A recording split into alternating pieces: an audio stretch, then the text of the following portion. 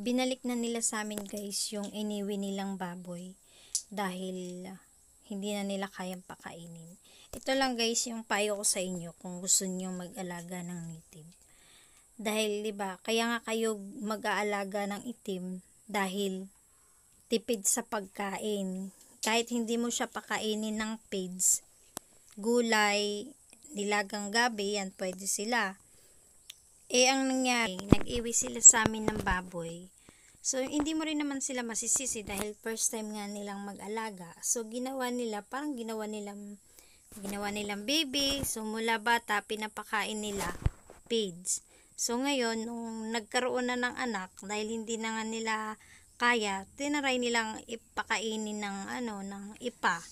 Ayaw kumain ng ipa, ayaw kumain ng gulay, hindi kilala. So, dapat, ang nangyari, di lugi sila. Iba kasi yung pag-aalaga ng patiner at saka yung itim na baboy. Yung puting baboy, 3 months lang, pwede mo nang ibinta, tas ay malaki na sila. Yung native, yung itim na baboy, mahirap siya palakihin. Kaya kami, experience na namin na kami 5 taon na nag-aalaga ng baboy. Pinapakain lang namin sila. Pag 20 days, bago hiwalay, 20 days, ipapakainin na namin sila ng feeds. Hanggang R2 lang yun. Tapos yung ginagawa namin, nilalagaan na namin sila ng gabi, may kangkong, may madre de agua. Nilalagaan namin sila ng binlid. Ito, marami kaming niyog naman sa paligid. Iyon ang merienda namin, binibigay namin sa kanila pagtanghali. Kahit walang maubos yung ipa, meron kaming panlaga. Yun ang aming pinapakain, gulay. Busog sila. Tapos ginagawa namin, meron kasi kaming maraming timba. Nilalagay namin yun sa aming mga kapitbahay para doon nilalagay yung lino. Kinukuha namin. Yun ang aming pamakain. Saka ito pa guys yung tip ko sa inyo pag gusto niyo mag-alaga ng native. Dapat meron kayong space na pagtatanim naman ng mga gulay, mga kangkong, para hindi kayo mahirapan. Dahil kahit wala naman, kahit kunti lang pakain mong feeds, pag walang ipa, may gulay kayong ipapalit, buhay sila.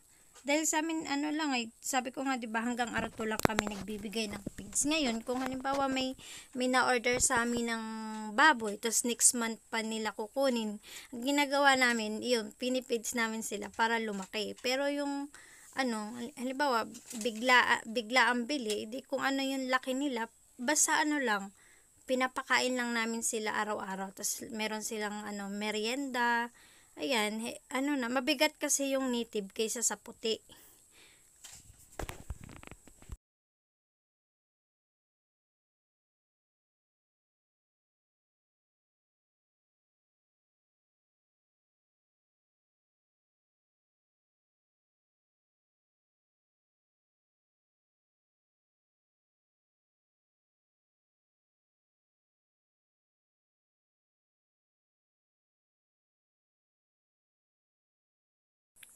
Kung titignan mo sila, maliit. Pero pag tinimbang mo sila, mabigat sila.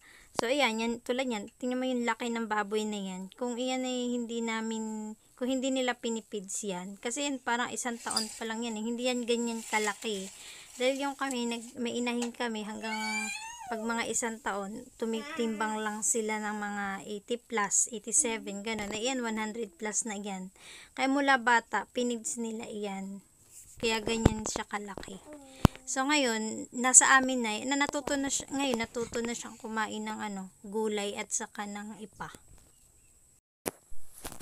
So yan lang guys, yung aking munting tip at yan yung ang aming munting karanasan sa 5 taon. So sana may natutunan kayo. Thank you. Ayan na pala si Vic ngayon sa amin. Nanganak siya ng 9. So, akala ko hindi siya manganganak at taba lang yun. Inilipat namin. Nung inula namin, nanganak siya. Yung pala, naghahanap. Siguro naiinitan siya.